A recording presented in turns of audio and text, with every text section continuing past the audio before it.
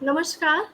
आज सभी का हिंदी साहित्य संस्थान के इस पटल पर आप सभी का स्वागत करती हूँ, अभिनंदन करती हूँ।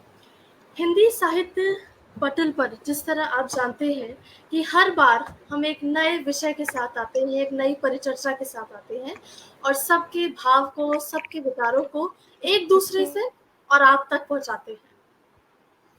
तो जैसा कि हम सभी जानते हैं कि 5 सितंबर को शिक्षक दिवस आने वाला है और उसी के लिए अग्रिम शुभकामनाएं देते हुए अपने शिक्षकों को, अपने गुरुओं को और उनके विद्यार्थियों सबको हमारी तरफ से बहुत-बहुत शुभकामनाएं और बहुत-बहुत धन्यवाद जो हर गुरु, हर शिक्षक आज इस कार्यक्रम के माध्यम से हमारी बात सुनेगा और हम उन शिक्षकों की बात सुनेंगे।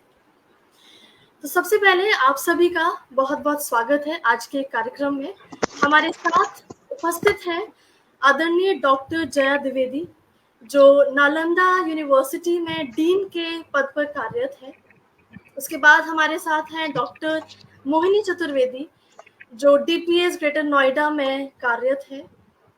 साथ है हमारे साथ आदरणीय संगीता चौहान जी, जो भारतीय शिक्षक दीप मथुरा स्कूल में कार्यरत हैं और इन सभी शिक्षकों के बीच जिसके रिश्ते की हमने बात से शुरुआत किया है इस कार्यक्रम का कि शिक्षक तभी है जब उसका छात्र है। तो हमारे साथ एक प्यारी सी छात्रा है सिया सिंह, जो डीपीएस ग्रेटर नोएडा से हमारे साथ उपस्थित हुई है। हम आज उसके विचार भी उतनी ही संजीदगी से जानेंगे। सिया, डॉक्टर जया, मोहिनी जी, संगीता जी, आप सबका एक बार फिर से अभिनंदन करती हूँ।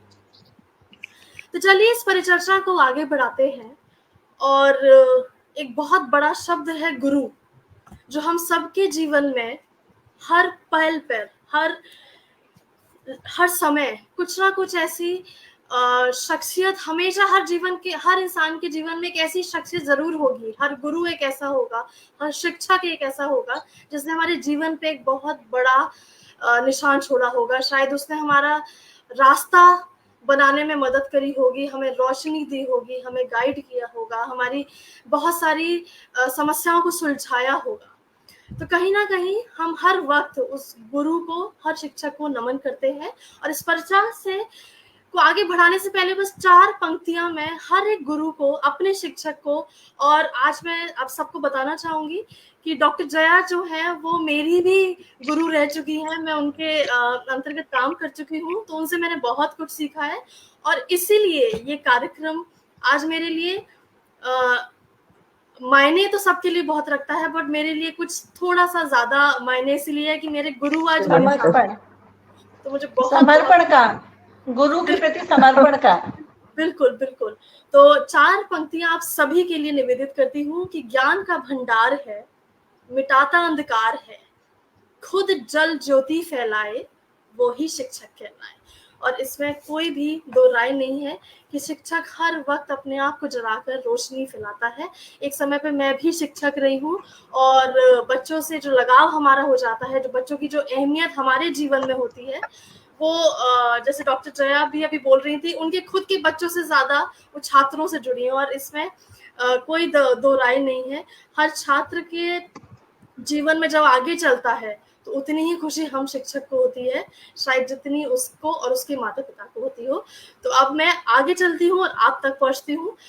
सबसे पहले मैं डॉक्टर जया आपसे पूछना चाहूंगी कि शिक्षक बनने का जो जुनून शब्द मैं यहाँ उपयोग करना चाहूंगी कि शिक्षक में जुनून होना चाहिए और वो मुझे डॉक्टर जया में बहुत कूट कर दिखा है हमेशा। तो ये कब आपके अंदर आया कि शिक्षक मुझे बनना है? मेरी माँ भी शिक्षिका थी, तो बेसिकली माँ सबकी सर्वप्रथम शिक्षिका होती है और माँ के शिक्षक होने के नाते उनके विचारों में शुरू से बचपन से मैंने देखा था कि उन्होंने ये बताया कि आप कुछ दान करो मत दान करो, विद्या दान जरूर करो, और विद्या दान महादान होता है। और अपने बच्चों से ज्यादा उन विद्यार्थियों से प्रेम करो जो तुम्हारे जीवन के में वो सांसों की तरह बस जाए। तो वो मेरी जो यात्रा शुरू हुई शिक्षक बनने की, और एक उन्होंने मुझे कहा कि जब अगर तुम शिक्षक बन रही हो तो अपनी वेशभूषा, अपने पढ़ने का सब कुछ एक शिक्षक की तरह तुम अपने आप को साधना। और आपको बताऊं, मैं कभी भी अपने शिक्षण व्यवसाय में, क्योंकि पहला अगर क्लासरूम में हम जाते हैं तो बच्चा एक आकृति माँ की चश्मा लगा के साड़ी पहन के और वो आकृति बनाता है। एक फर्स्ट क्लास किसी भी बच्चे से आप कॉमन जो भी बच्चा हमको मिलता है, तो ऐसी स्थिति में हमारी बचपन से मेरी माँ ने कहा कि शिक्षा सबसे, और शिक्षक बनना एक ईश्वर को प्राप्त करना होता है। तो वो मेरे जीवन की यात्रा उस माँ ने शुरू की, जो आज हमेशा हमें कहीं न कहीं शिक्षित करने का प्रयास करती है। बहुत खूब, बहुत खूब, बहुत सही बात बोली कि हर हुँ, माँ एक शिक्षिका होती है और हुँ, हर शिक्षिका में हम कुछ ना कुछ ऐसा ढूँढ लेते हैं जो शायद हम कहीं न कहीं अपनी माँ से उस तरीके से जोड़ लेते हैं। हुँ। बहुत खूब बात कही जया मैम आपने। तो आगे मैं इसी बात को ले जाती हूँ और आदरणीय डॉक्टर मोहिनी जी से मैं पूछना चाहूँगी कि उनकी शिक्षिका होने की यात्रा कैसे शुरुआत हुई? शिक्षिका बनना एक चाहत थी मेरी, और मुझे लगता है कि हिंदी को लेकर मैं अपनी बात शुरुआत करूंगी। जी, मुझे बिल्कुल। ऐसा लगा कि भारत में हिंदी के प्रति प्रेम अब कुछ कम हो चला है। तो मुझे लगा कि कहीं मैं एक जो हिंदी का एक कहना चाहिए ज्ञान का भंडार तो नहीं, लेकिन हिंदी के प्रति मेरा जो समर्पण रहा है, तो हिंदी के प्रति जो मेरा समर्पण भाव था वो कहीं ना कहीं मुझे शिक्षा मतलब बच्चों को देने की दिशा में कहीं ना कहीं खींच के लाया। जैसा ये बच्चे सिया और इनको पढ़ा रही हूँ, तो ये सब जानते हैं कि मतलब ये कहीं भी मतलब हिंदी में यदि मेरे से हिंदी से हट के भी कहीं पूछते हैं तो मैं कहती हूँ बेटा हिंदी में रुझान जगाना है, तो हिंदी में रुझान जगाना है तो कम से कम मतलब हर चीज आनी चाहिए। हिंदी हिंदी सारी भाषाएं आनी चाहिए, लेकिन हिंदी को सर्वोपरि जिस दिन मान लोगे तो वैश्विक पटल पर हिंदी ले जाओगे, और तुम सभी हो कर्णधार इस आगे वाली दुनिया के। तो जब तक अपने राष्ट्र की जो भाषा है उससे प्रेम नहीं होगा तब तक कैसे चलेगा। तो मुझे लगा कि कहीं ना कहीं मैं मेरा जो समर्पण है हिंदी के प्रति, और मैंने बायोटिक में थी कंपनी में, मैंने वो वहां पर 8 साल नौकरी करके मैंने वो पद त्यागा। मैं बिजनेस डेवलपमेंट मैनेजर थी। मैंने मतलब बीडीएम का पद छोड़ा, और उसके बाद मैं हिंदी शिक्षण में आई, और उसके बाद 2000 से मैं शिक्षण की लाइन में थी। और मुझे लगा कि नहीं, एक्चुअली एक घटना घटी, मैं आपको बताऊं। जी। ये बच्चे मुझे जानते हैं कि मुझे मेरी अंग्रेजी भी अच्छी है। जी। मैंने एक एप्लीकेशन लिख के दी और वो हिंदी में लिख के दी। मैं बायोटेक कंपनी में काम करती थी, तो वहां पर ये हुआ कि उन्होंने ये कहा कि कृपया आप अंग्रेजी में लिख के दीजिए। तो मुझे लगा कि हम भारत देश में होके दूसरी की भाषाओं को बढ़ावा दे रहे हैं, ऐसा क्यों। और ये जो मोड़ था मेरे जीवन में, मुझे लगा कि नहीं, मैं जब तक रुझान बच्चों में पैदा नहीं करूंगी तो आगे वाली जो संतति है वो हिंदी को कहीं ना कहीं छोड़ ना दे, हिंदी कहीं ना कहीं इससे दूर ना चली जाए। और इन बच्चों को पता है कि मतलब मेरे अंग्रेजी में भी उतना ही मतलब अच्छा मेरा अपना हाथ चलता है, और बहुत ज्ञानी तो नहीं, लेकिन हाँ हिंदी हिंदी अंग्रेजी दोनों भाषाओं में पकड़ है मेरी। तो मुझे लगा कि जब तक मैं बच्चों को हिंदी के महत्व को नहीं समझाऊंगी तो बच्चों में भी कहीं ना कहीं समर्पण का भाव हिंदी के प्रति नहीं जागेगा। जी। तो मेरा ये मूल मकसद था या मूल उद्देश्य था कि हिंदी के प्रति बच्चों में पूरी निष्ठा हो, पूरे मनोयोग से वो हिंदी पढ़ें। और जो भी मेरा मेरा अपना विषय है, तो एक तो हो गया राष्ट्र प्रेम, और दूसरा हो गया शिक्षिका के नाते मुझे हिंदी ही सबसे बेहतरीन सब्जेक्ट लगा या विषय लगा जिसे मैं चुनूं।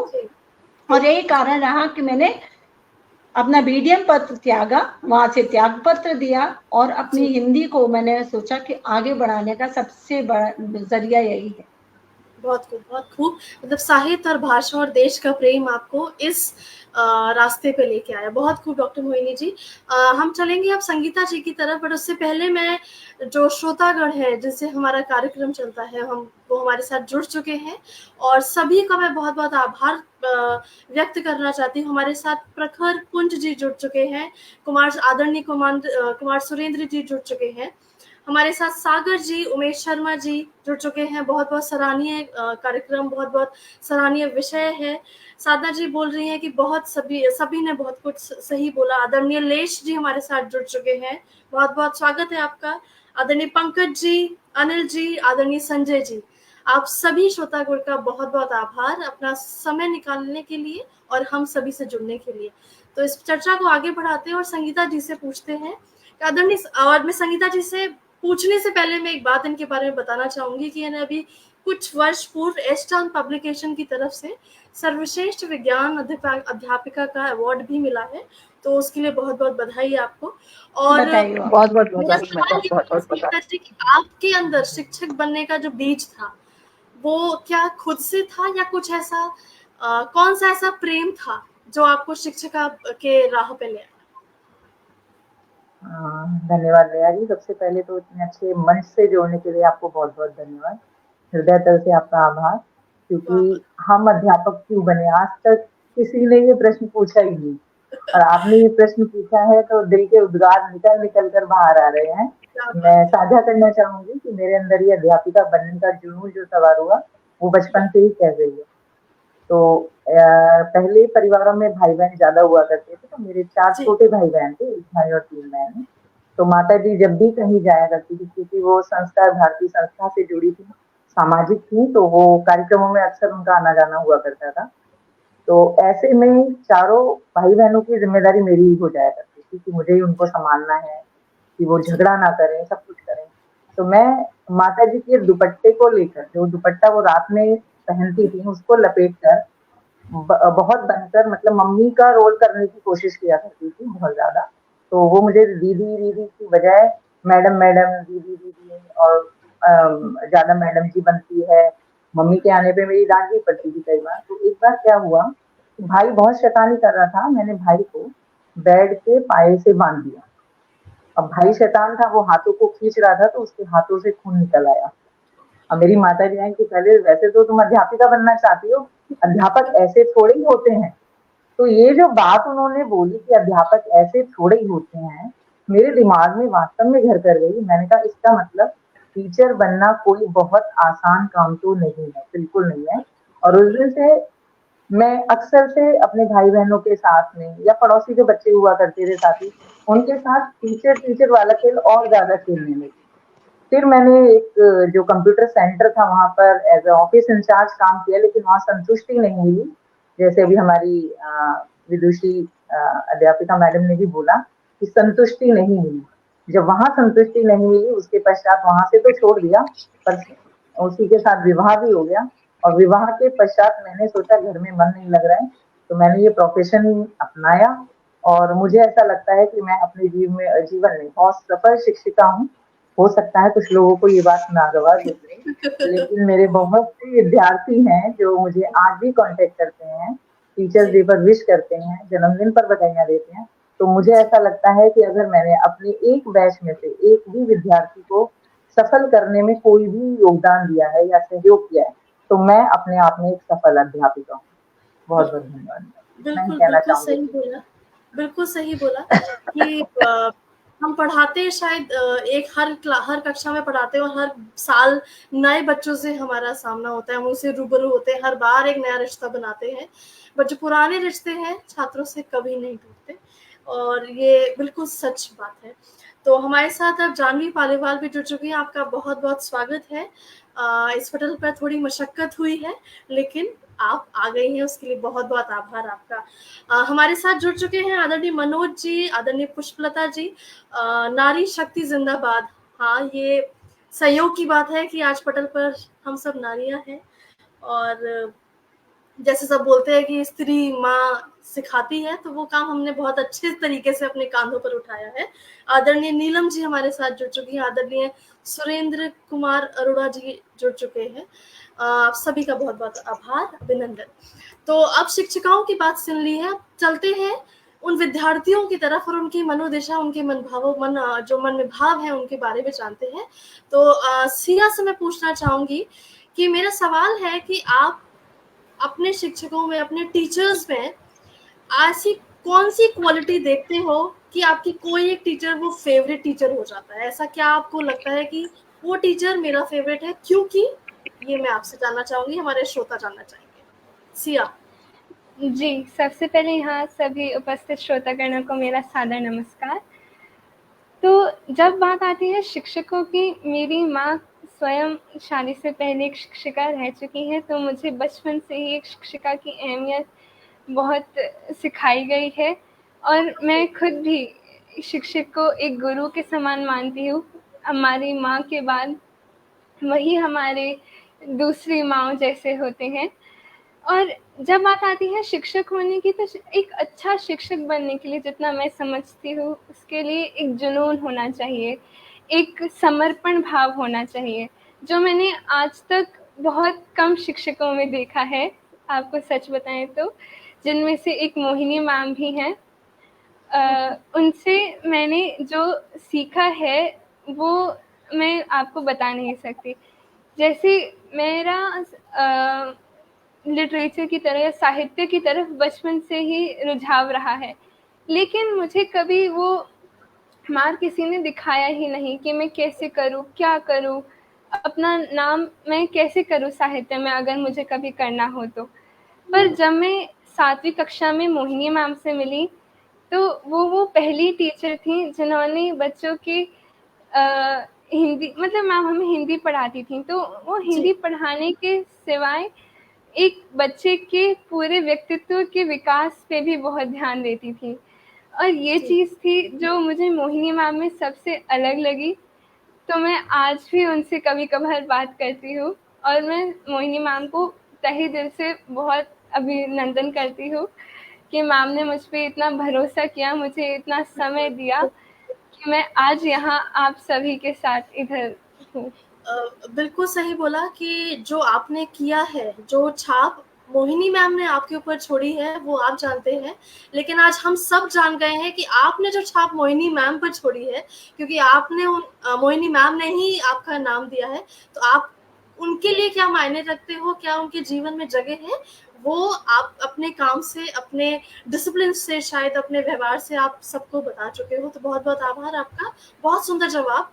और मैं अब जाती हूँ जानवी के पास। उससे पहले मैं शुक्रिया करना चाहूंगी आदरणीय सुदर्शन जी जो हमारे साथ जुड़ चुकी हैं, डॉक्टर विनीता जी हमारे साथ जुड़ चुकी हैं, और सभी को अभिनंदन करते हुए हम पहुंचते हैं जानवी के पास कि ऐसा एक क्वालिटी बताइए कि आप, ये सवाल वैसे मुझे पूछना चाहिए था शिक्षिकाओं से कि ऐसी कौन सी क्वालिटी होती है, बट मैं आज पूछना चाहती हूँ कि बच्चों से कि वो ऐसा किस शिक्षा में ऐसा क्या देखते हैं, और ऐसी एक क्वालिटी आप मुझे बताइए जानवी।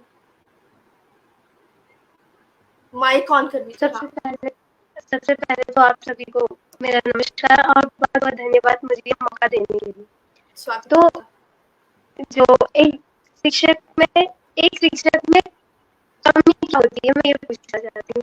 वो सबसे पहले जब हम स्कूल में अपनी माँ को छोड़ के आते हैं तो हमें माँ से प्यार देते हैं, हमें कभी महसूस नहीं होने देते। नहीं आ रही है। जानवी आपका शायद नेटवर्क थोड़ा सा प्रॉब्लम दे रहा है, आपकी बहुत ब्रेक हो रही है आवाज। नेटवर्क आप चेक करोगे?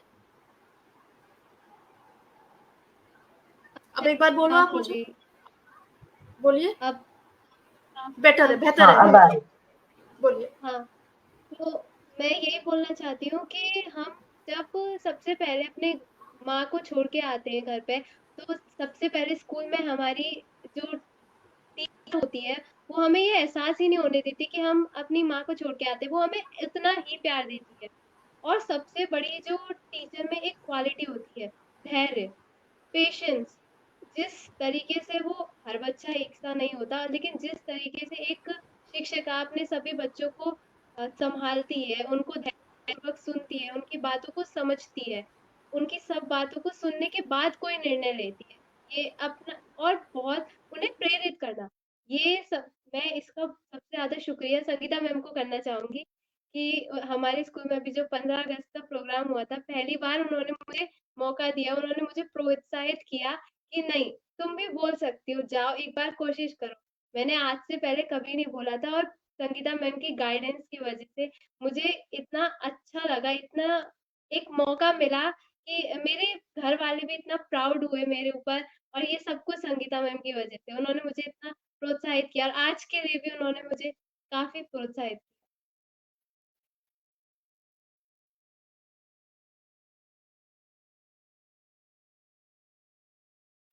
डॉक्टर जया मैम से मैं पूछना चाहूँगी, एक सवाल है कि धैर्य की बात हम सभी कर रहे हैं कि शिक्षक में बहुत धैर्य होता है, बहुत से अलग-अलग तरीके के बच्चों, अलग-अलग अंडरस्टैंडिंग, इंटेलिजेंस के बच्चों से हमें रूबरू होना पड़ता है। मेरा सवाल ये है कि वो धैर्य आता कहाँ से है?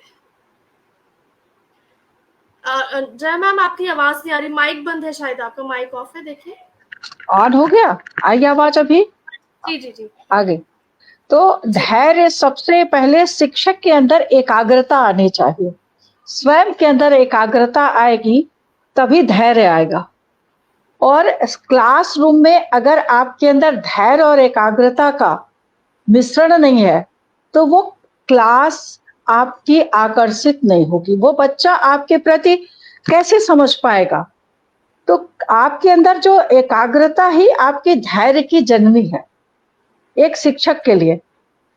जहां तक हमने अपने समस्त 30-32 वर्षों का कार्यकाल हो चुका है और उस शिक्षा में बच्चों के क्लासरूम में एक जो अट्रैक्शन 50-50 का होता है। हमेशा क्लास में अगर आप जाइए तो बोलिए 50 तुम 50 हम, और हमारे से भी गलती हो सकती है।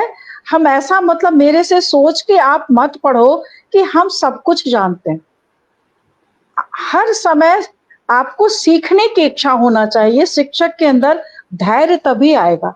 अगर हमारे सीखने की लगनशीलता नहीं होगी तो हमारे अंदर धैर्य नहीं आएगा। और हम ये जानते हैं एकाग्रता शिक्षा, अगर आप पढ़ने भी बैठते हैं, अगर एकाग्र नहीं होते हैं, लगनशील नहीं होते हैं, तो ज्ञान का भाव कहाँ से आएगा, बोध कहाँ से आएगा। बिल्कुल, हमने कक्षा में ऐसे ही महसूस किया है। और एडमिनिस्ट्रेशन आपने देखा है, लेकिन पढ़ाना भी एक मेरा शौक है, क्योंकि आज मुझे भी गौरवान्वित हो रहा है उसी एकाग्रता और लगन ने आज हमें नेहा जैसा शिष्या, शिक्षक, और ये मेरे लिए सौभाग्य की बात है। मैं बहुत खुश हूँ। बहुत बहुत आभार। सच बात है, मेरे सामने जो ये जो मंच सजा है, इसमें मेरे अलग-अलग तरीके, अलग-अलग जगह के रिश्ते भी हैं। आज मैं बताना चाहूँगी, जया मैम से मेरा अलग रिश्ता है, संगीता मैम से मेरा 2012 का बहुत पुराना रिश्ता है, मोहिनी मैम से एक अलग ही, हम बहुत बार मिले नहीं हैं, लाइव नहीं मिले हैं, बट एक अलग उनसे रिश्ता बन गया है, कई बातचीत होती है, तो सबसे सीखते रहते हैं। और ये सच है कि बच्चों में एक सीखने की उमंग हमेशा होनी चाहिए, सिखाने वाले शिक्षक हमेशा तैयार हैं। तो इसी भ्रष्टाचार में डॉक्टर मोहिनी, मैं आपसे एक सवाल पूछना चाहूँगी कि यहाँ हम बात कर रहे हैं शिक्षकों की और बच्चों की, तो आजकल के परिवेश में हम हमेशा बात करते हैं कितना तालमेल होना चाहिए, किस तरीके का रिश्ता आप अपने बच्चों के साथ रखते हैं, क्या बहुत फ्रेंडली, क्या बहुत दोस्ताना, या बहुत स्ट्रिक्ट।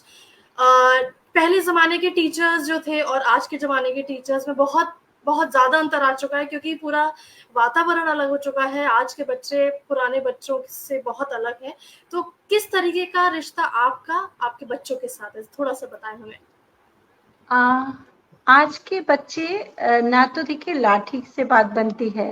पहले ज़माने में क्या थे, गुरु 2 लाठी लगाई और बच्चा सीधा। आजकल तो ये ज़माना नहीं रहा। तो आजकल बच्चों की, हर बच्चे की टैकलिंग बिल्कुल अलग है, क्योंकि हर बच्चे की समस्या अलग है। आपको हर बच्चा समझना पड़ता है और उसके हिसाब से उस बच्चे की चाबी घुमानी पड़ती है। हर बच्चे की वीकनेस और उसकी स्ट्रेंथ जो है समझना पड़ता है।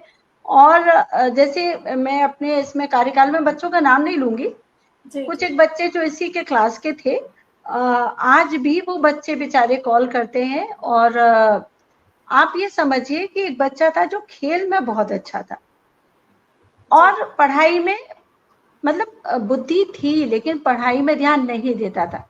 तो लेकिन मैं उसको हमेशा खेल को लेके ही मोटिवेट करती थी। और धीरे धीरे एक समय ऐसा आया कि उसका रुझान पढ़ाई की तरफ भी हो गया। तो मैं मोटिवेशन उसका प्लस पॉइंट देखती थी, नेगेटिव कभी भी किसी भी बच्चे का नहीं देखना चाहिए। उसके नंबर 0 ही क्यों ना आ रहे हो, लेकिन एक शिक्षक का काम है एक प्रेरणा जो देना है ना, उसकी अच्छी स्ट्रेंथ को पकड़ा जाए और उससे प्रेरित किया जाए। और प्रेरणा एक ऐसा कहते हैं ना कि ऐसी चाबी है जिससे कहते हैं कि मतलब आदमी अर्श से फर्श मतलब फर्श से अर्श तक पहुंच सकता है ना।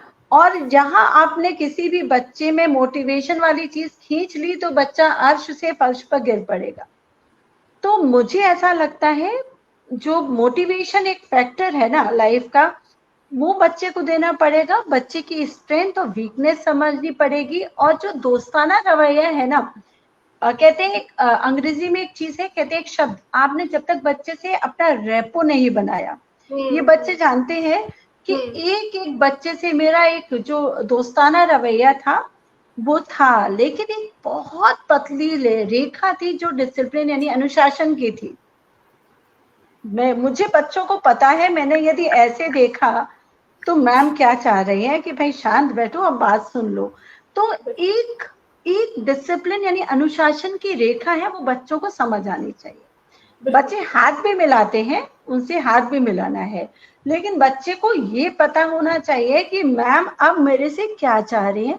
और एक टीचर जो है ना, नेगेटिव बच्चों में कभी नहीं देखे, जो मेरे ख्याल से पहले जमाने में होता था। उनकी आजकल पहले क्या था, कुछ ही गिने चुने मतलब स्ट्रीम्स थे जहां पर बच्चे भेजे जाते थे, जैसे डॉक्टर हो गया, इंजीनियर हो गया, एडवोकेट हो गया। लेकिन आज हमारा जो विकास है हर क्षेत्र में है, तो इतनी स्ट्रीम्स है, बच्चे को आपको देखना होगा कि वो उसका कहाँ मतलब वो कहाँ आगे बढ़ सकता है। और जहां वो बढ़ सकता है, मतलब एक बच्चा बहुत अच्छा बोलता था और पढ़ने में नहीं अच्छा था। मैंने कहा बेटा तुम तो बहुत कमाल करोगे मीडिया की लाइन में, because you can become a very good anchor. मैंने कहा तुम एक बहुत बहुत अच्छी आवाज है, उसे किसी भी टीचर ने तब तक ये चीज नहीं सुझाया था। तो वो बोला मैम आप पहले हैं जो मुझे अंकों को लेके नहीं रोक रहे टोक रहे। तो मैंने कहा बेटा अंक ही जीवन में सब कुछ नहीं है, आपके अंदर जो खूबी है उसको पकड़ो और इस दिशा में जैसे ही जाओगे। And touch wood, he has become very good anchor in this media nowadays. So I am not coating the name, but मतलब चाहे तो कर भी सकते हैं, लेकिन मैं बता रही हूँ कि वो आज बहुत अच्छा कहते हैं कि नामी गिरामी एंकर हैं, ठीक है, इंडिया टीवी में। तो कहने का आशय यह है कि मतलब आप पूरा दोस्ताना रवैया रखें, लेकिन एक छोटी पतली रेखा है अनुशासन की, बिल्कुल उससे जरूर कायम रखना पड़ेगा। ये बिल्कुल सही बात करी है आपने कि दोस्ताना व्यवहार, लेकिन कितना करना है ये हम शिक्षकों को ही नापना डिसाइड करना पड़ता है। जी जी, जी। संगीता जी से पूछते हैं अपना अगला सवाल। उससे पहले हमारे साथ जुड़ चुके हैं आदरणीय अनीश जी, आपका बहुत बहुत आभार, अभिनंदन करते हैं इस पटल पर जुड़ने के लिए। आदरणीय प्रखर जी जुड़ चुके हैं, आदरणीय सुदर्शन शर्मा जी जुड़ चुकी हैं हमारे साथ, और लगातार हमारे कार्यक्रम को देख रहे हैं सब लोग और सराह रहे हैं। तो संगीता जी, मैं आपसे एक सवाल पूछना चाहूंगी कि आजकल के परिवेश में एक शिक्षक का कितना जब आजकल हमने देखा है कि बच्चे अपने घर की अपनी पर्सनल प्रॉब्लम्स भी शिक्षक तक लेके आते हैं, तो आपके अनुसार वो कितना सही है? एक शिक्षक का इन्वॉल्वमेंट बच्चों के जीवन में किस हद तक होना चाहिए? क्या इसके लिए भी आप शिक्षक कोई रेखा खींचते हैं, या जितना बच्चे को चाहिए अनंत सीमा तक वो आप देते हैं? देखिए नेहा जी, मैं मोहिनी जी से, जया जी से पूरी तरह सहमत हूँ। पहले तो उन्होंने जो भी बोला बिल्कुल सही था। और जो प्रश्न आपने किया है कि हाँ, आजकल के विद्यार्थी अपने घर की, अपने ट्यूशन की, अपने जो उनके जीवन में घटना चक्र चल रहा होता है उसके बारे में भी अध्यापकों से विस्तार पूर्वक चर्चा करते हैं। इसका कारण ये है कि आजकल जो सोशल मीडिया है उसने बालकों का जो हम कहते हैं कि फोकस उसको डिस्ट्रैक्ट करने का बहुत बड़ा रोल उसका है मीडिया का। तो उस डिस्ट्रैक्शन की वजह से ये बच्चे जो हैं बहुत अच्छे होते हुए भी कई बार अपने पथ से थोड़ा-सा हट जाते हैं, थोड़ा-सा पथभ्रष्ट हो जाते हैं। अब ऐसे में जब विद्यार्थी अपनी परेशानियाँ लेकर हमारे पास आते हैं, तो अगर हम शिक्षक उस समय पेशेंस के साथ में उन बच्चों को हैंडल ना करें, जैसे अभी मेरे विद्यालय की छोटी-सी घटना है कि बच्चे के माता-पिता जो थे वो अपने अपने निजी जीवन में इतने व्यस्त थे कि विद्यालय में बालक के साथ क्या चल रहा था, उसके मित्र उसके साथ क्या व्यवहार कर रहे थे, उनको तनिक भी जानकारी नहीं थी। तो इससे हुआ ये कि उस बच्चे ने अपने हाथ की नस काटने की कोशिश की, क्योंकि वो बच्चे को अध्यापक भी शायद नहीं सुन पा रहे थे या जो भी था। ये मतलब नॉर्मल है ये बहुत। मैं पहले भी पूर्व से मैं 3 स्कूलों में काम करती हूँ, छोटी-छोटी इस तरह की बहुत सी घटनाएँ हैं। इससे पहले एक बच्ची थी जब मैंने अपना सबसे पहला जॉब किया था, तो वो बच्ची झूठ बोल देती थी हर बात पे कि मैडम मेरी कॉपी चेक नहीं करती हैं, क्योंकि वो मैडम उसे डाँटती थी। ऐसा नहीं था वो कॉपी चेक नहीं करती। तो यहाँ पर अध्यापकों की तरफ से क्या कमी रह जाती है कि कई बार मान लीजिए कैमरा चल रहा है, हमें दिखाना है कि हमारी कक्षा में बहुत ज़्यादा डिसिप्लिन है। अब ऐसे में अगर कोई बच्चा अपनी परेशानी कहना चाहता है या बताना चाहता है, कुछ भी कहना चाहता है, तो हम क्या करते हैं कि नहीं अरे चुपचाप बैठो, be quiet, silence, keep silence, माने हम बच्चों की सुनते ही नहीं है। तो ऐसे में एज अ टीचर मैं मानती हूँ कि हम वहाँ पर फेल हो जाते हैं। हमें बच्चों की तरफ पूरा ध्यान देना चाहिए। पता नहीं वह बालक या विद्यार्थी उस समय किस परिस्थिति से गुजर रहा है। हो सकता है उसके दिमाग में बहुत हलचल चल रही है जिसको आप एज अ मेंटर बहुत अच्छे से कंट्रोल कर पाते हैं। इसीलिए वो बच्चा आपसे बात करने की, वार्तालाप करने की कोशिश करता है। तो मैं ये मानती हूँ कि आज के परिवेश में अध्यापक सिर्फ अध्यापक नहीं है, वो मेंटर है, वो फैसिलिटेटर है। अध्यापक से भी बढ़कर वो फैसिलिटेटर हैं। वो फैसिलिटेट करते हैं कि बालकों का रुझान अगर अध्यापन में नहीं है, तो कहीं वो गलत रास्ते पर तो नहीं जा रहे, या हो सकता है कि बच्चे को कठिनाई हो रही है कोई भी चीज़ याद करने में। ऐसे में हम क्या करते हैं कि जो भी पॉसिबल, देखिए हमारा क्या है, हम एक तरह से मेंटल के साथ-साथ में हम मनोरोग विशेषज्ञ का काम भी करते हैं वहाँ पर। बच्चों की मानसिकता को जानकर उनको तरह-तरह के जो उसके पॉसिबल वेज़ हो सकते हैं उस परेशानी से निकलने के, वो भी बताते हैं। तो ऐसे में हम क्या करें, हम अपनी चीज़ें बालकों पर नहीं थोपकर पहले ये जानें कि बच्चे को परेशानी कहाँ पर है। उस परेशानी को जानने के बाद में हम उनको ये रियलाइज़ कराएँ कि बेटा आप कहाँ गलत हो। हमें अपनी बात कहीं पर भी उन पर नहीं थोपनी है। हमें बच्चे को मोरल सपोर्ट, मेंटल सपोर्ट देना ही पड़ेगा। क्योंकि कई बार क्या है, अब देखिए हम स्कूल में पढ़ा रहे हैं, बच्चा ट्यूशन भी जा रहा है, उसके बावजूद पेरेंट्स आकर जब आप पीटीएम में देखिए तो मैं ऐसा मानती हूँ कि जो हमारे विदुषी महिलाएँ ये भी मुझसे सहमत होंगी कहीं न कहीं, कि जब भी पीटीएम होता है तो पेरेंट्स का आकर ये बच्चा तो मोबाइल में लगा रहता है, ये बच्चा तो मेरा दूसरा बच्चा बहुत अच्छा है, ये बच्चा तो कुछ करता ही नहीं है। तो ये जो कंपैरिजन वाली बात होगी, कहीं न कहीं ये भी बच्चों के मस्तिष्क पर बहुत ही बुरा प्रभाव डालती है, जो कि एज़ अ शायद अभिभावक वो नहीं समझ पाते उस चीज़ को, क्योंकि उनको एक बच्चा बहुत अच्छा और दूसरा बच्चा बड़ा होते हुए भी अच्छा नहीं कर पा रहा है, और वो चाहते हैं, उनकी गलती भी नहीं है, वो चाहते हैं हमारा बालक जीवन में सफल। बस इस दौड़ में, कभी-कभी इस दौड़ के बीच में हम बच्चों की मानसिकता को समझने में असमर्थ हो जाते हैं। तो वहाँ एक टीचर का as a mentor, as a अभिभावक भी रोल बढ़ जाता है। माने हम ये कह सकते हैं कि आज के परिवेश में अध्यापकों की जो ज़िम्मेदारी है, जो रिस्पॉन्सिबिलिटी है, वो अत्यधिक बढ़ चुकी है।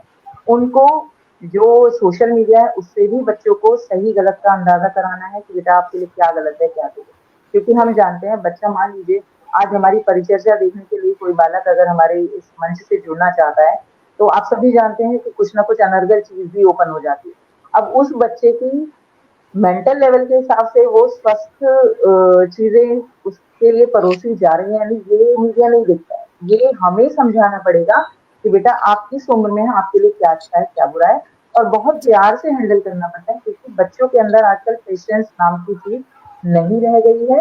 अगर उनके अभिभावक बहुत ज़्यादा ध्यान देते हैं, तभी हमें ये चीज़ देखने मिलती है कि हाँ, बच्चे पेशेंस के साथ काम करते हैं।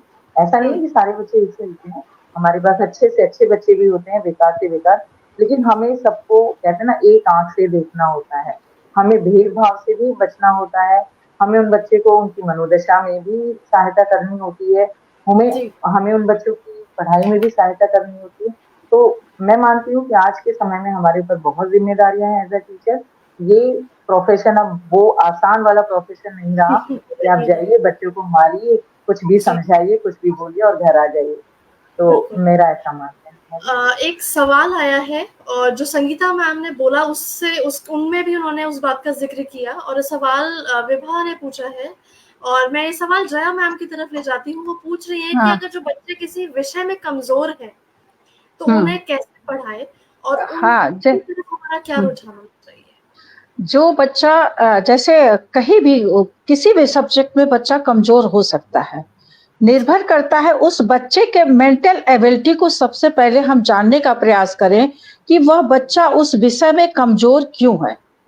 जैसे अभी मैम आप दोनों मैम कह रही थी कि बच्चा का क्या होता है, अभिभावक और शिक्षक का जो पेरेंट्स टीचर मीटिंग की बात कर रही थी, वह मीटिंग इसीलिए होती है कि बच्चे की मनोस्थिति समझने का प्रयास करना, न कि हम उसको जाके कंपेयर करें और उसे समझे कि तुलनात्मक करें। सबसे बड़ी बात है कि स्वयं हम अपने बच्चे के बारे में, कि अगर वो गणित एक ऐसा सब्जेक्ट होता है कि बच्चा उससे घबरा जाता है कि क्यों, उसका मन ये बन चुका होता है। जैसे मैम ने कहा हम हिंदी की तरफ प्रोत्साहित हुए, अंग्रेजी एक ऐसा शब्द हो गया है कि सबके दिमाग में अगर अंग्रेजी ही आएगा तभी हम कुछ कर पाएंगे, अगर हिंदी हमें कुछ आएगा तो हम कुछ नहीं कर सकते। तो ये भी एक कमजोरी होती है कि कोई विषय कठिन नहीं होता है, हमारे सोचने की मनोस्थिति ही उस विषय वस्तु को कठिन बना देती है। तो हमें उस बच्चे के उस लैक में कॉपी राइटिंग से हमें पता चल जाता है, क्योंकि मैं टूल्स भी डेवलप करती हूँ। तो ऐसे में बच्चे को अगर आप देखिए कि बच्चा कुछ क्वेश्चन अगर आप उससे पूछिए तो उस प्रश्नों के दौरान ये समझ में आता है कि यह इस सब विषय वस्तु में क्यों कमजोर है। तो हमें उसे सुधार करने के लिए माता पिता के साथ शिक्षक का भी दोनों का समन्वय होना नितांत आवश्यक है। कोई सब्जेक्ट नहीं कम, बच्चे को आप सुधार ला सकते हैं। बच्चा आप ये मान के आप ये सोच देते हैं कि बच्चा कमजोर है, उस बच्चे को क्लास के बेंच पे आगे लाइए, उसकी मनोस्थिति समझने का प्रयास करिए। उसके मन में जो झिझक है कि वो बच्चा क्यों पीछे भागता है, क्योंकि वो सोचता है कहीं हमारी मैम हमसे ये प्रश्न पूछ देंगी और हम नहीं बता पाएंगे। तो जो हमारे कक्षा का समूह है वहां पे हमें क्या होगा, नीचा दिखना पड़ेगा, क्योंकि आजकल बच्चों के अंदर ये बहुत ही समस्या आ रही है कि वो किसी से नीचा नहीं देखना चाहते। उनके अंदर ये होता है कि कहीं ऐसी ना है कि हमारी कॉम्पिटेंसी उसकी कॉम्पिटेंसी में कंपेयर होने लगे। तो बच्चा समझ जाएगा, और उसके में सबसे बड़ी आत्मविश्वास लाने के लिए शिक्षक एक चाबी की तरह काम करता है। उसके आत्मविश्वास को कि तुम कर सकते हो, तुम कर सकते हो। तो आप एक छोटा सा देखिए कि अगर टीचर बहुत प्राइमरी सेक्शन में, मैं अक्सर इस बात का कोट करती हूँ कि अगर गलत पे भी वो सही का निशान लगा देती है तो बच्चा इस बात के लिए घर आके एग्री नहीं होता है कि गलत है। भाई तो गलत पे उसने सही लगा दिया तो वो माता पिता की न बात मान के वो अपने शिक्षक की बात मानता है। तो आत्मविश्वास बढ़ाने में शिक्षक की अहम भूमिका होती है।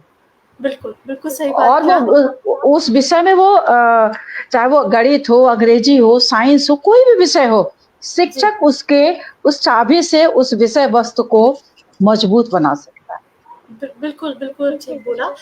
एक सवाल और आया है जो मैं डॉक्टर मोहिनी जी की तरफ लेना चाहूंगी कि पुष्पलता जी ने पूछा है कि बच्चे इंटरेस्टेड ही नहीं है पढ़ने के लिए, तो उनका रुझान पढ़ाई की तरफ कैसे लिया जाए। उससे पहले मैं सिया की तरफ जाना चाहूंगी, क्योंकि जब डॉक्टर जया कुछ बोल रही थी तो सिया मुस्कुरा रही थी, और उसी से संबंधित मेरा पहला एक छोटा सवाल सिया की तरफ है कि सिया, हम जानना चाहते हैं कि कभी ऐसा कोई विषय ऐसा है या कुछ ऐसा बात ऐसा है कि आपको डर लगा हो अपने शिक्षकों से और उस वजह से आपने उस समस्या को कभी अपने शिक्षकों तक और अपने अभिभावकों तक नहीं पहुंचाया? क्या वो डर अभी आपके मन में रहता है किसी भी शिक्षक की तरफ से? मेरे साथ भी एक ऐसा हादसा हो चुका है। जब मैं 9th में थी तब उस समय मेरी मैथ्स की जो मैम थी, मैंने उनसे एक बार झूठ बोल दिया था कि मैंने काम करा है, क्योंकि मैंने नहीं करा था। और उस दिन मैम का मूड भी अच्छा नहीं था और वो बच्चों के पेरेंट्स को कॉल कर रही थी जिन्होंने काम नहीं किया था। तो मैंने उस समय घबरा के झूठ बोल दिया कि मैम मेरा रजिस्टर घर छूट गया है। और पर मेरे पास रजिस्टर था, तो मैम अच्छे मूड में तो वैसे भी नहीं थी, तो उन्होंने बैग चेक करवाया तो उसमें रजिस्टर निकल आया। अब उस बात पे मैं बहुत घबराई हुई थी कि अरे अब क्या होगा, अब तो मैम को रजिस्टर मिल गया। तो मैम ने घर पे मैसेज किया तो, बट मैम ने कॉल नहीं किया। और उस समय मुझे ऐसा लगा कि अगर मैम कॉल कर भी देती, मतलब मैम ने मैसेज नहीं की क्योंकि वो जान गई थी कि मैंने घबराहट में बोल दिया। मतलब मैम उस समय जानती थी कि मैं झूठ बोल समझ रही हूँ, पर मैम ने मुझे क्लास के सामने कुछ ना बोल के उन्होंने मुझे अलग से बोला था कि मैं जानती हूँ तुमने काम नहीं किया था और वो सब। उस समय मुझे ऐसा लगा कि एक शिक्षक पूरी भरी क्लास में एक अलग से एक बच्चे को लेके क्या निर्णय लेता है, उसका उस बच्चे पे बहुत असर पड़ता है। तब से मैंने आज तक कभी कोई काम छोड़ा नहीं। और इन ऊपर से मोहिनी मैम के साथ भी मेरे साथ ऐसा हुआ, लाइक मैम हमें वैसे ज़्यादा कुछ काम देती थी नहीं कभी से, मैम हमसे क्लास में करवा लेती थी ज़्यादा से ज़्यादा। पर मोहिनी मैम ने मेरे ऊपर एक अलग छाप छोड़ी है, क्योंकि उन्होंने मुझे पहली बार स्टेज पे परफॉर्म करने का मौका दिया था। 8th में हमें ऑन द स्पॉट एक असेंबली करनी थी, तब मैम ने पूरे 8th में से मैम जिनको भी पढ़ाती थी उनमें से मैम ने मुझे और मेरे एक सहपाठी को लिया था प्रेजेंट करने के लिए। उस समय मुझे ऐसा लगा कि मैम ने मुझ पे इतना भरोसा किया कि मैं अचानक से ऑन द स्पॉट इतने सारे बच्चों के सामने प्रेजेंट कर सकती हूँ। मैम ने मुझे इतना प्रोत्साहित किया, उसके लिए मैम आपका बहुत बहुत आभार। बहुत बहुत बहुत सुंदर। और आज तुम्हारी बात सुन के शायद वो मैम मैथ्स वाली जो टीचर है वो बहुत खुश हो रही होंगी कि जो उन्होंने किया बिना कहे वो तुमने इतने संजीदगी से समझा और उसे सराहा। बहुत खूब।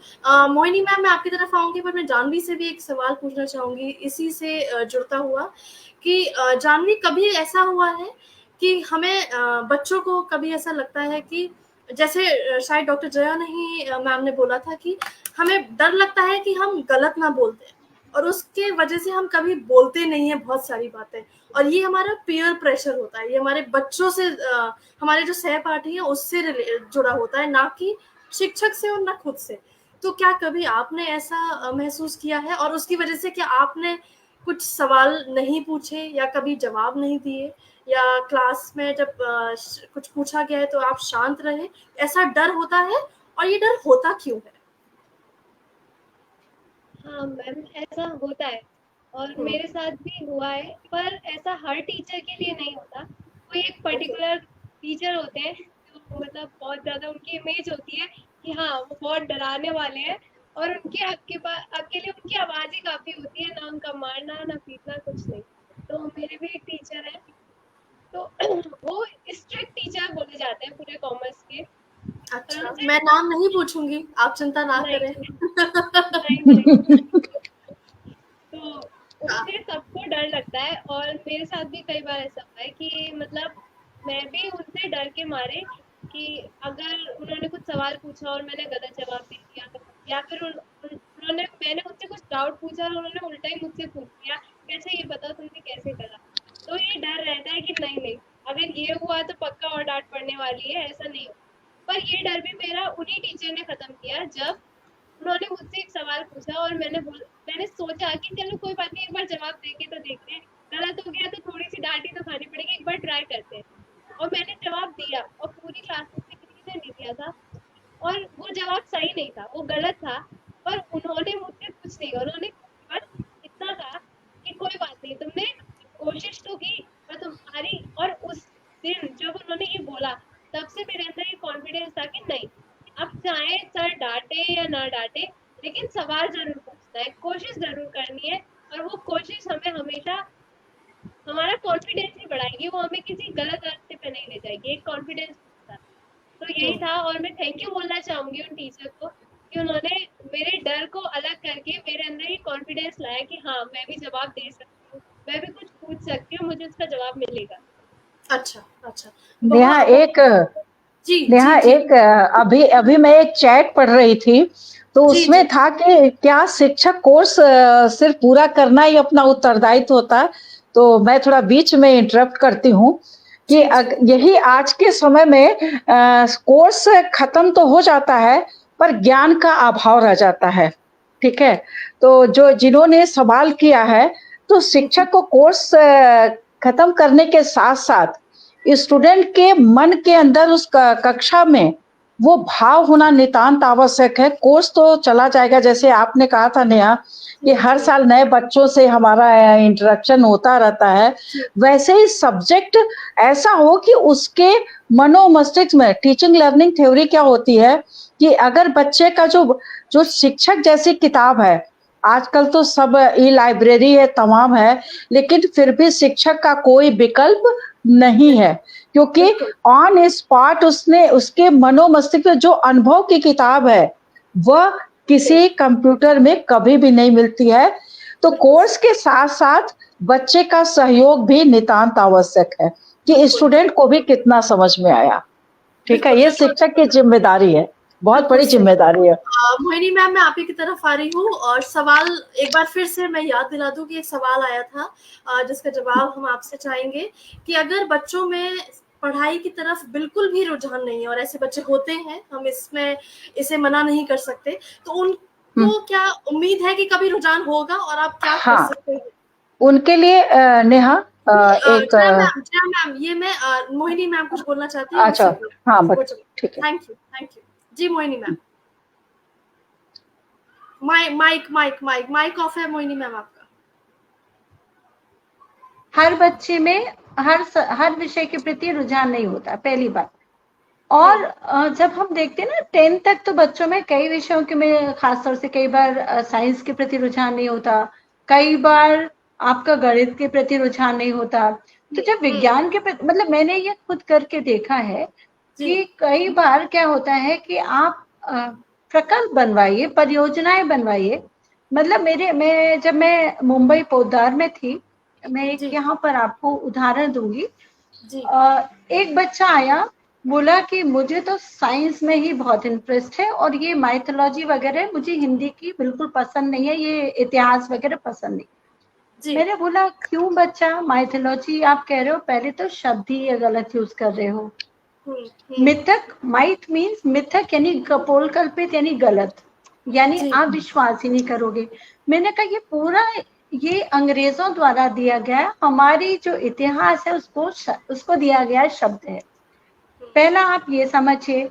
दूसरा आप ये समझिए कि हमारे यहाँ जो विज्ञान था इतना उन्नत था कि आज हम लोग वहां तक पहुंचे भी नहीं है। मैंने कहा, मैंने ये चीज मैं प्रिंसिपल तक लेके गई। उस समय सुमा चटर्जी प्रिंसिपल थी, आज भी है पोद्दार में। तो मैंने कहा बच्चों का जब रुझान नहीं है उसका कारण ये है। मैंने कहा मैं इसमें आपका सहयोग चाहती हूँ। तो उन्होंने कहा कैसा सहयोग चाहिए मोहिनी? मैंने कहा मैम मुझे पूरा, जब इस बार साइंस का जब आप एग्जीबिशन स्कूल में लगाएंगी, मुझे पूरा मैथोलॉजिकल कॉर्नर चाहिए। बोले कि हो जाएगा। मैंने कहा मुझे साइंस टीचर्स के मुझे पूरे सहयोग उसमें चाहिए, पूरा साइंस का जो डिपार्टमेंट है मुझे सहयोग करे। बोले हो जाएगा। अब आप ये सोचिए पूरा माइथोलॉजिकल कॉर्नर बनवाया गया। मैंने उसमें गणेश प्रतिमा ली। मैंने कहा दुनिया के सबसे बड़ा जो हमारे यहाँ ऑपरेशन हुआ है, शल्य चिकित्सा सबसे बड़ी कहाँ? गणेश जी की। एक मानव के ऊपर एक हाथी का धड़ लगाया गया।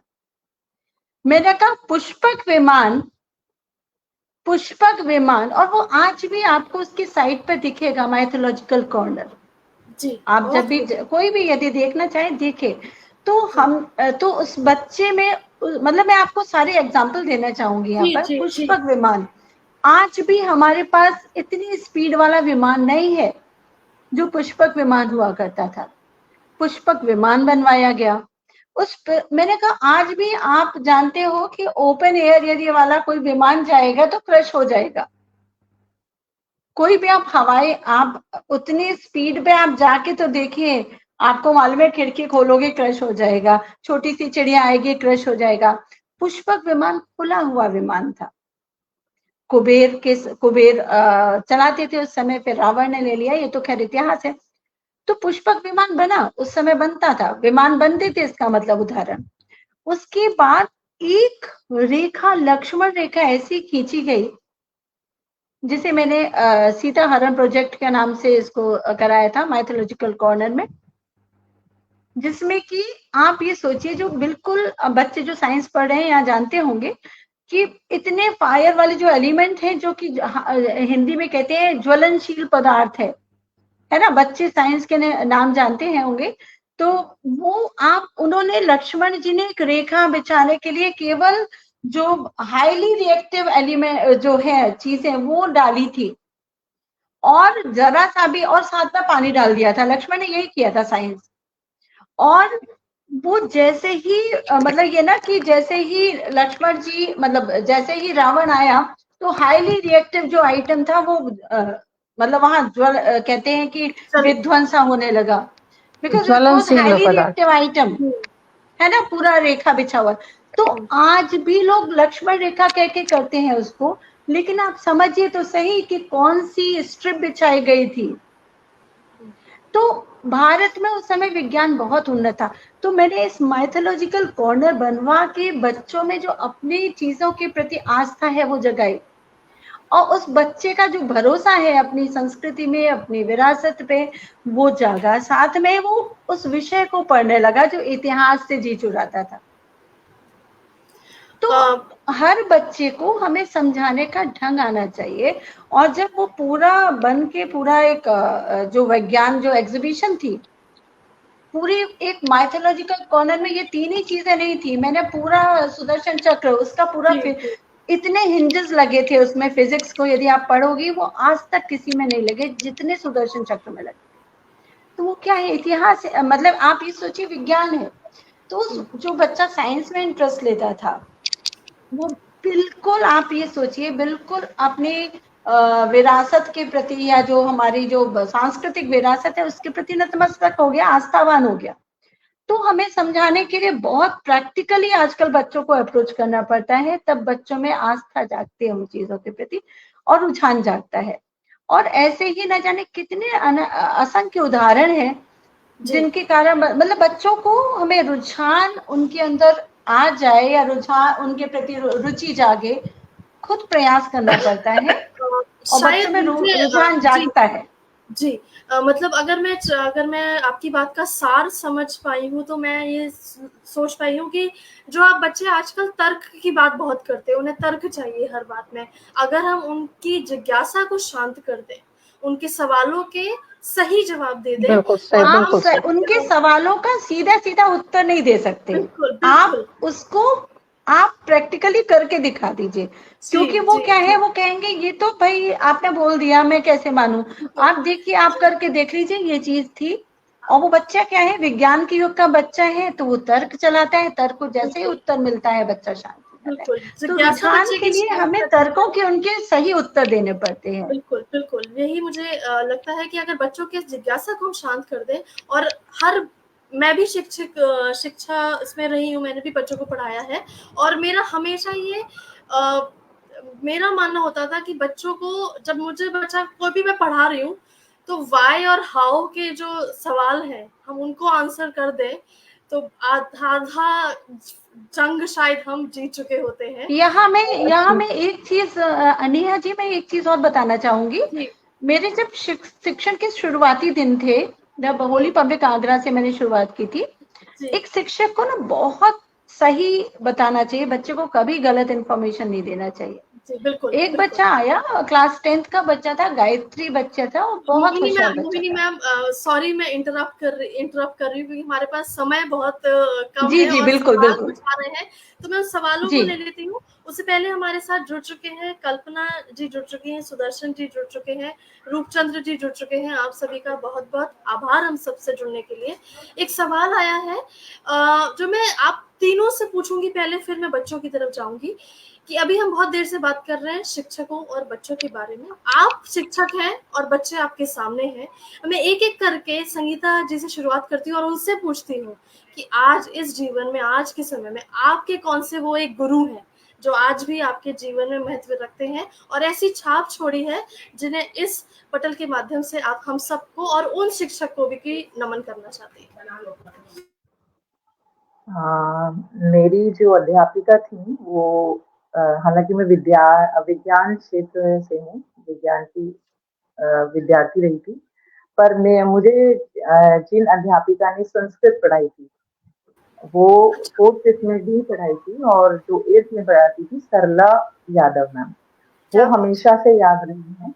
क्यों? क्योंकि उनकी उम्र उस समय ही काफी थी, तो शायद वो ईश्वर के पास होंगी अभी तो, पर मैं उनको याद करके नमन करती हूँ, क्योंकि उनका जो बच्चों को पढ़ाने का तरीका उस समय में, मतलब हम लोग अब 50 के आसपास में आ गए हैं, और उस समय उनका पढ़ाने का जो तरीका था वो बहुत ही आराम से, प्यार से, जैसे हम अब कहते हैं एक्सप्लेनेशन बेस्ड होना चाहिए, ओवरऑल बच्चों को समझना चाहिए।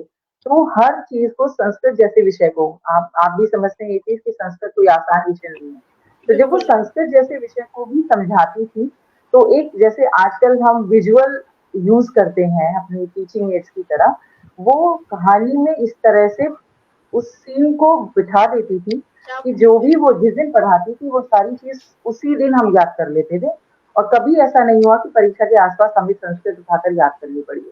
क्या आप बात मुझसे आज भी अगर संस्कृत के सारे रूप पूछेंगे, मुझे क्या आज भी याद है। बहुत खूब, बहुत खूब। और मैं मानती हूँ कि मुझे मुझे जो एक कहते हैं ना ऑलराउंडर बनाने में उन सरला मैम का बहुत बड़ा हाथ रहा है, और वो मेरे लिए आइडियल पर्सनालिटी थी। मैं क्या उनको बात। नमन करती हूँ, और एक सक्सेसफुल अध्यापिका अगर मैं बन पाई हूँ तो उनकी पर्सनालिटी से ही बन पाई हूँ, ये कहना बहुत खूब, चाहूंगी। बहुत खूब, बहुत सुंदर बात करी। और आज आप जब उनका म्यूट नाम हो ले गए रहे आप। हैं तो वो सोच सकते हैं कि आपके जीवन पे कितनी अमिट छाप है। और आगे चलते डॉक्टर जया से। जया मैम, आपके लिए कौन सा एक टीचर था? हम आपकी माँ के बारे में जानते हैं, बट मैं गुरु के जो आपने नहीं, पढ़ाया हाँ, है गुरु के, उनके बारे में, वो उनका नाम एक जानना चाहूंगी। वो गोरखपुर में doctor Y B. Singh as a principal थे, बाद में एमजेपी रुहेलखंड यूनिवर्सिटी में विश्वविद्यालय में जी कुलपति के पद पे आए। वो हमारे जीवन में 3 बातें उन्होंने हमेशा बताई। जी एक तो धैर्य रखना, बहुत शुरू से वो कहते थे, स्वयं भी उनके अंदर धैर्य था, और जैसे कोई बच्चा उनके सामने आता था, जैसे पेरेंट्स है ना, वो कहते थे किनारे हो जाओ, कहते थे नहीं, उसको फर्स्ट कम, पहले लाओ, क्योंकि उसके अंदर ज्यादा जिज्ञासा है। और दूसरी चीज कि कहते थे जब भी क्लासरूम में जाओ तो अपनी सारी परेशानियों को एक पोटली बना के बाहर रख के चले जाओ, और क्लासरूम में मुस्कुराते हुए जाओ, तो जो बच्चा है उसके सीखने की धैर्य और क्षमताएं बहुत सारी बढ़ जाती है, क्योंकि वह आपके प्रति सम्मोहित भी होता है, और विषय वस्तु की जानकारी के लिए उसके अंदर जिज्ञासा बढ़ती जाती है, क्योंकि भय खत्म हो जाता है। जैसे आपने कहा ना कि बच्चे ने अभी, एक हमारी विद्यार्थी ने कहा कि कहीं टीचर का गुस्सा है, कहीं टीचर के फेस से बच्चे रीड कर लेते हैं कि क्लासरूम में आज हमें क्या मिलने वाला है।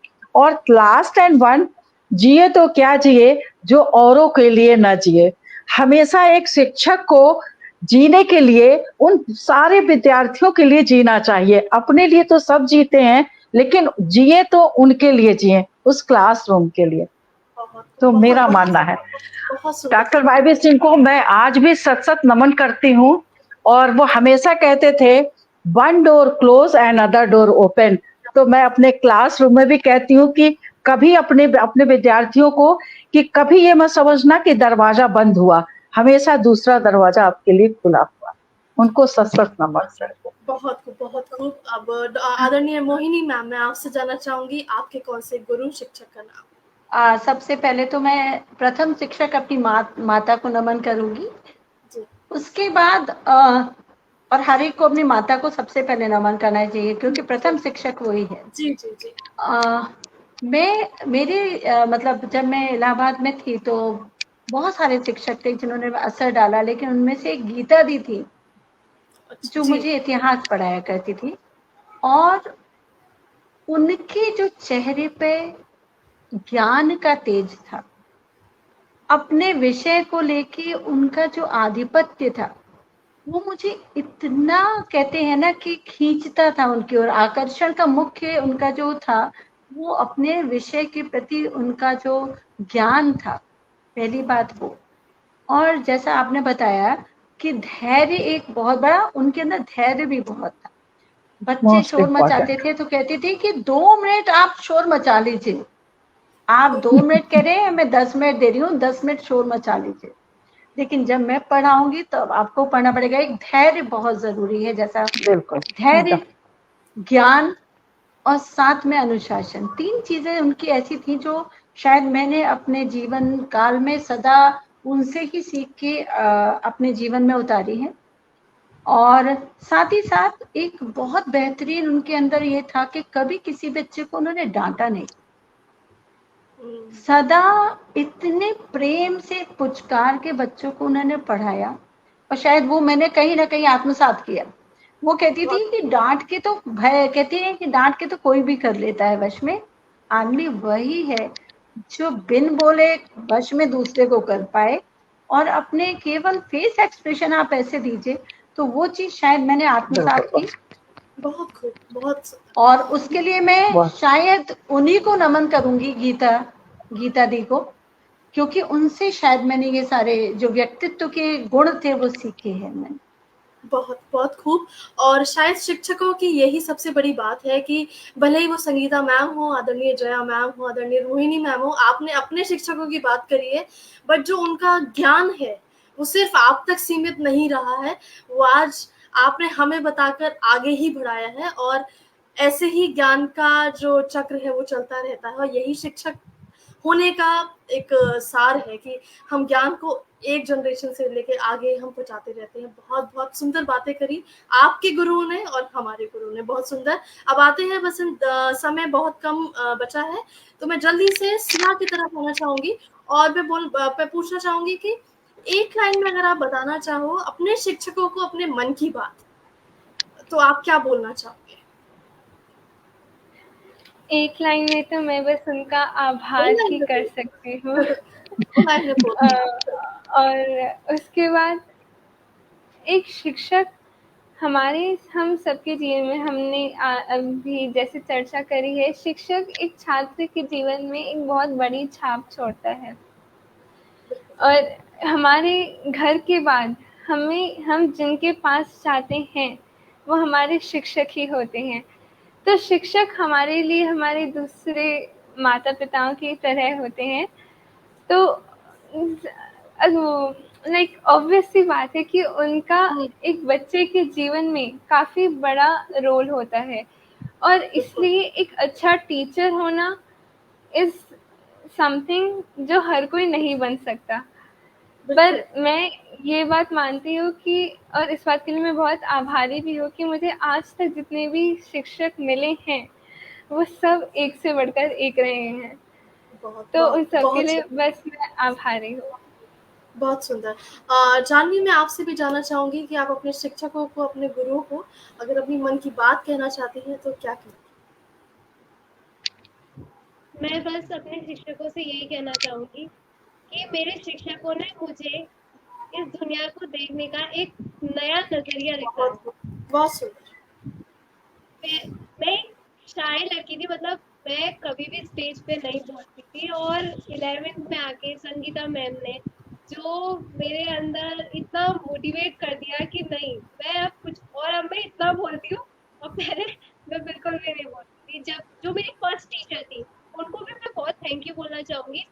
हालांकि उन्होंने मुझे 1 साल ही पढ़ाया, लेकिन अब तक स्कूल में, और वो हमेशा मेरी छोटी बड़ी हर अचीवमेंट से बहुत खुश होती है। हमेशा वो मुझे मोटिवेट करती है कि तुमने अच्छा अचीव किया और ऐसे ही बढ़ते रहना, तुमने जो भी अचीव किया है उससे मेरा नाम रोशन करो।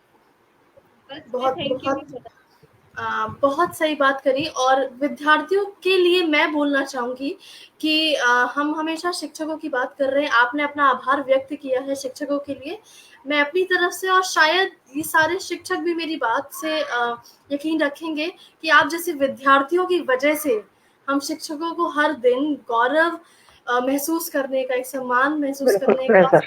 प्राप्त होता है। अगर हम शिक्षक हैं तो हम शिक्षक अच्छे इसलिए ही हैं कि शायद आप विद्यार्थी बहुत अच्छे हैं। तो एक तरफ एक शिक्षक है और एक विद्यार्थी हमेशा एक साथ चलने का रिश्ता है। तो मैं एक शिक्षक भी हूँ और एक विद्यार्थी भी हूँ। हमेशा सीखती रहती हूँ, हमेशा सीखना चाहती हूँ।